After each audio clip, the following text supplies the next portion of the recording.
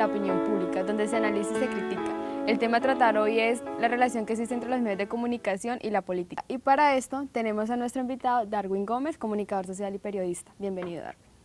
Gracias, Andy, por la invitación. Bueno, antes de empezar con el conversatorio, lo invito a que veamos una nota que realizó mi compañera Nijire en diferentes partes de la ciudad de Neiva. Hola Angie, muy buenas tardes queridos televidentes. Me encuentro en el Parque Santander de la ciudad de Neiva y ahora me dedicaré a realizar unas encuestas. ¿Qué opinas de la política? No opino, ¿No opinas? ¿Qué piensas? no pienso. ¿No piensas? ¿Qué crees? No, porque es que uno piensa mucho en la política y se decepciona. Sí, claro. ¿Por qué? Te Por decepciona. los políticos. ¿Qué hacen los políticos que te decepcionan? No, ya, no pensemos más. Todo, ¿cómo hace Los mentirosos que mentirosos, son. corrupción? Como el presidente porque que él votó, es que es santo. Ahí está la respuesta. Pero ven, ¿y cómo califica la información que nos dan los medios de comunicación? Mala, vea lo del paro, lo taparon. ¿Por qué? No sé, más que platica ahí por medio. Para que No le cuenten dé- lo del paro para que la gente no se azare. Y uno por ahí sano viajando y tome el trancón. La política lo considero un medio importante de comunicación, de participación ciudadana. En algunos casos se le da buen manejo, en otros casos no. Tenemos un país que realmente la política es bastante complicada, como es Colombia, por muchos factores, entre otros la corrupción, malos manejos. Y al parecer siempre que se elige a alguien que nos dirija, después de que está encaramado en el poder, el pueblo sí comienza a quejarse de que no era el indicado. La pregunta es entonces, ¿quién es el indicado y por qué no votamos por el indicado? Así que personalmente no creo en la política. Me gusta la política. ¿Por qué? ¿Por qué le llama la atención la política? Porque a través de la política podemos hacer muchos cambios positivos para la comunidad. Claro ¿Cómo que sí. qué cambios? No, en el campo comunitario, en el campo social, mucho amarillismo, mucha mentira. ¿Y esto por qué viene? ¿Por qué se hace eso? Pues por ganar publicidad y por ganar más que la gente esté ahí. ¿Están ustedes dispuestos a cambiar las telenovelas por programas informativos como documentales? No. ¿No? ¿Por qué? Pues porque las novelas más interesantes. ¿Sí? ¿Qué le trae las novelas? Pues no sé, como más experiencia, creo. Sí, le da más experiencia. Ah, bueno, ¿y cree usted que las demás personas, la demás comunidad estarían dispuestos? ¿O creería lo mismo que...? No sé.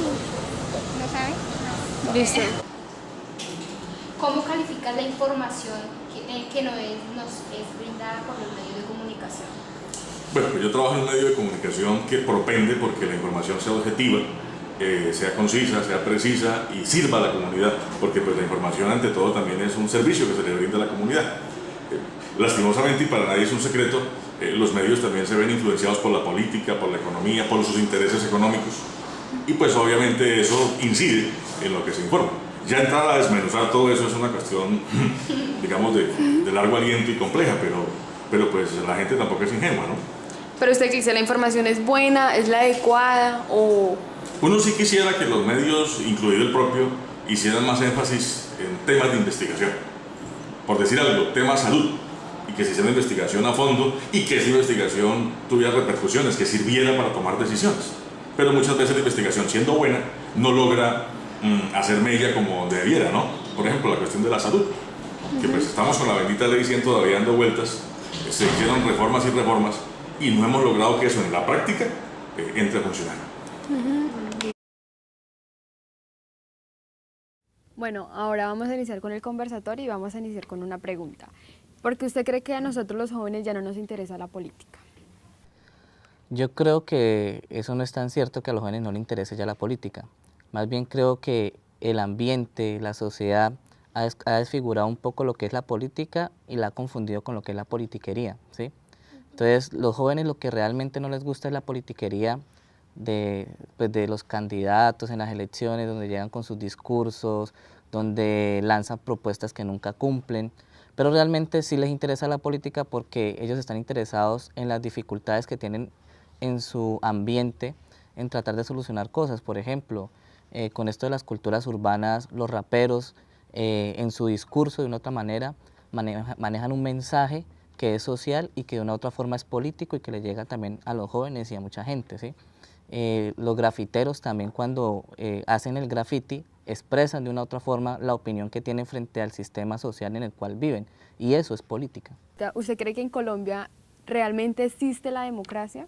A pesar de que en Colombia viven diciendo los politiqueros de turno que es la democracia más vieja que existe en el continente, creo que es una mala interpretación de lo que es la democracia, ¿sí? La democracia debería ser una cuestión participativa que no quedara amarrada solamente a la cuestión electoral. Pero en Colombia los politiqueros hablan de democracia precisamente cuando son elecciones. De resto, su discurso no lo aplican realmente frente a las propuestas de solucionar las dificultades que hay en Colombia, ¿no? Entonces, para mí, realmente no hay una democracia participativa, sino una democracia representativa, donde mucha gente vota por la cara del personaje, porque es amigo del personaje, porque le están dando algún incentivo económico, o el bultico de cemento, o la teja, o la tamaleada para que la gente se motive a votar por este personaje. Entonces, realmente creo que no existe una democracia en Colombia todavía. Hay un alto nivel de abstencionismo todavía en nuestro país, casi que apenas un 30% de la población es la que sube presidente, sube representante a la Cámara, Senado, concejales. Y es precisamente porque no creen en esa falsa democracia que se está vendiendo actualmente. Pero creo que igual no podemos hacernos a un lado. Tenemos que mirar de qué manera nosotros mismos los colombianos escogemos nuestros propios candidatos que vengan desde los sectores populares, que realmente estén pensando en solucionar los problemas y no en robarse el presupuesto de la nación. Entonces, ¿usted cree que el gobierno le brinda garantías a los periodistas como la libertad de expresión, la libertad de prensa? Yo creo que la libertad de expresión en Colombia realmente no existe, ¿sí? A pesar de que tenemos más facilidades que en otros países para poder mostrar cosas, aún nos siguen asesinando, nos siguen amenazando, desde la parte ilegal, ¿no? Y desde la parte legal, pues hay un discurso desde los consejos editoriales que responden a los dueños de los medios de comunicación masivos que de una u otra forma tienen convenios con el gobierno de turno para dar la información que les conviene a ellos. Y eso también es coartar la libertad de expresión. ¿Cuál es la realidad de los medios? Los medios de información, yo diría, o más bien de manipulación en Colombia, generan precisamente que la verdad no exista dentro de Colombia, dentro de la noticia, dentro de eso. Entonces, falta investigación frente a un hecho, frente a un suceso. Solamente en este momento los medios de comunicación, sobre todo los noticieros, les interesa es como la primicia del momento. Y eso va generando que los colombianos tengamos de una u otra manera una memoria cortoplacista, ¿sí? Entonces, por ejemplo, hoy pusieron una bomba y fue el boom durante todo el día, pero ya mañana asesinan 4 o 5 personas, entonces se nos olvidó lo de la bomba, por qué fue el suceso de la bomba, a quiénes afectó, y nos van como generando como esa ruptura de la memoria a largo plazo, ¿no? Eso por un lado. Lo otro es que los medios de comunicación han ido formando a la gente, o más bien han ido acabando con el criterio crítico que debe tener un televidente, por ejemplo, ¿sí? Entonces, para un televidente es más fácil sentarse a ver una novela romántica, donde el príncipe azul llega y se consigue su princesa y al final viven felices en un mundo donde tienen todas las garantías sociales, cuando en términos reales la situación es muy diferente, ¿sí? Cuando la salud es precaria, cuando la educación es precaria, cuando la contratación laboral es difícilmente viable para tener una vida digna en Colombia. Entonces todas esas cosas como que van apartando y van quitando que a la gente le interese más ver unas novelas que, por ejemplo, ver programas de opinión o ver documentales donde verdaderamente se muestre la realidad del país. Nos han vendido como un mundo mágico dentro de la televisión donde la gente siente como si fuera una escapatoria el sentarse a ver una novela de X o Y canal. ¿Cómo ha sido la influencia que ha tenido la globalización en los medios de comunicación? Creo que la influencia ha sido para volvernos uniformes, ¿sí?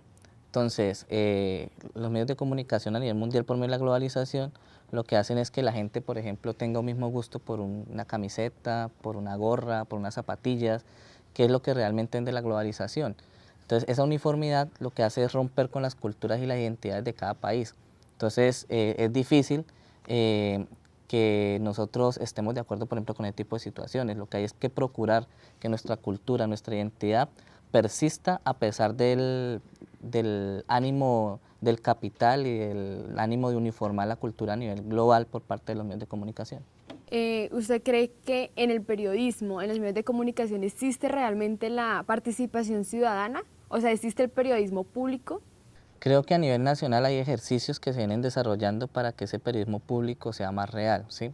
Por darnos cuenta, por ejemplo, la labor que viene cumpliendo Canal Capital, donde se le da mayor participación a la ciudadanía, donde se está más pendiente de las dificultades reales que tiene la sociedad, por ejemplo, bogotana, es un buen ejemplo de lo que, lo que debería ser el periodismo público, donde la verdad trata de salir a la opinión pública, ¿no?